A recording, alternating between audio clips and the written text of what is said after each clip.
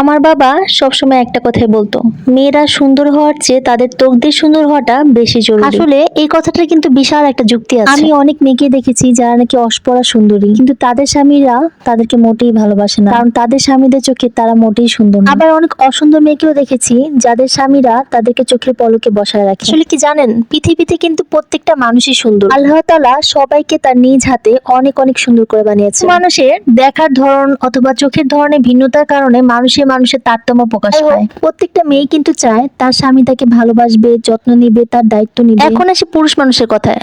আপনারা যে পুরুষ, তারা একটা মেয়েকে ভালোবেসে পছন্দ করে বিয়ে করেন, অথচ তারপর কেন তাকে অবহেলা করেন? প্রত্যেকটা মেয়েই সুন্দর থাকে একটা পুরুষের যত্নে, ভালোবাসায় আর প্রশংসা। যদি কখনো দেখেন বিয়ের পরে একটা মেয়ে অনেক বেশি সুন্দর হয়ে গেছে, তবে বুঝে নেবেন তার পিছনে তার একজন দায়িত্ববান পুরুষের অবদান আছে। বিয়ের পরে প্রত্যেকটা মেয়েই চায় তার স্বামীর বউ কি তার আশ্রয় কেন্দ্র হোক, আর তার সৌন্দর্যের প্রশংসাকারী একমাত্র তার স্বামী। কিন্তু ব্যাপারটা কি হয় জানেন, আপনারা পুরুষ জাতিরা যখন স্বামী হয়ে যান, তখন তার স্ত্রীকে কখনোই মূল্য দিতে জানেন না। ভালোবাসি কথাটা বলা তো দূরের কথা, আপনারা তো নিজের বউর প্রশংসা করাটাও ভুলে যান। আপনাদের শুধু ভালো লাগে পরের বউ, পরের মেয়ে, পাশের বাসার ভাবি। এই মানুষটা তার বাবা মা, ভাই বোন সবকিছু ছেড়ে আপনাকে বিশ্বাস করে আপনার কাছে আসলো, তাকে তখন হিন্নতা করাটা শুরু করে দেন। আপনাদের পুরুষদের কাছে তো অনেক অপশন থাকে, যাকে পছন্দ করেন তাকে বিয়ে করতে পারেন। কেন তাকে পছন্দ করে বিয়ে করেও তাকে অবহেলা করা শুরু করে দেন? আসলে কিছু পুরুষদের ব্যক্তিত্ব এমন হয় যে তারা নিজের স্ত্রীদের সাথে খারাপ ব্যবহার করে নিজেদেরকে রাজা মনে করে। আগে মানুষ হতে শিখুন।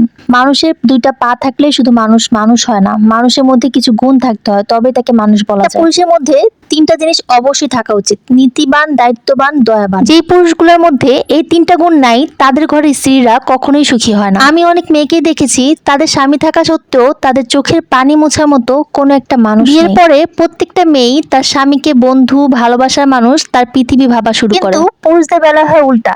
মেয়েরা যখনই তাদেরকে ভালোবাসা শুরু করে, তখনই পুরুষরা তাদেরকে দাম দেখানো শুরু করে। আপনারা পুরুষরা এসব কইরেন না, বুঝলেন? পাশে বাসার আন্টি, পাশে বাসার ভাবি যত সুন্দরী হোক, সে কিন্তু আপনাকে ভালোবাসবে না। আপনার স্ত্রী আপনাকে ভালোবাসবে, আপনার অসুস্থ হলে আপনার সেবা করবে, আর জীবনের শেষ পর্যন্ত আপনার পাশেই থাকবে। পুরুষদের এসব বোকামির কারণে তারা তাদের প্রিয় মানুষদেরকে হারায়, তাদের ভালোবাসার মানুষদেরকে হারায়। কথা আছে না, মেয়েরা ভালোবাসলে হারানোর ভয়ে কাঁদে, আর পুরুষরা হারানোর পরে কাঁদে। বোকা পুরুষদের একটা কথাই বলতে চাই, আজকে আপনি কারো মেয়ের সাথে প্রতারণা করতেছেন, একদিন এইটা আপনার মেয়ের সাথেও হবে। তখন এই অবিচার কিভাবে সহ্য করবেন?